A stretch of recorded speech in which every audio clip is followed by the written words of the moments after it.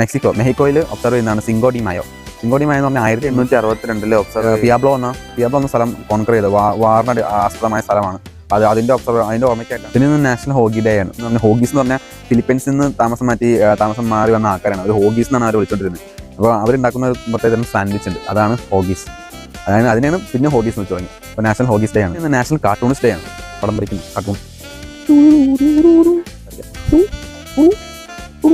പിന്നെ ഇന്ന് international midwives day ആണ്. ഓരോ സമയത്തും ആ അനുബന്ധ സമയങ്ങളിലും സപ്പോർട്ട് ചെയ്യുന്ന നേഴ്സ് സ്റ്റാഫിനെയാണ് മിഡ്വൈഫ്സ് എന്ന് പറയുന്നത്. ലേബർ, ഡെലിവറി, പിന്നെ കുഞ്ഞിൻ്റെ ശുശ്രൂഷ, ഇതെല്ലാം മിഡ്വൈസ് ആണ്. 1992 മിഡ്വൈഫ്സ് ഡേ ആദ്യം ഒബ്സർവ് ചെയ്ത് തുടങ്ങി. Hug A shed and take A selfie.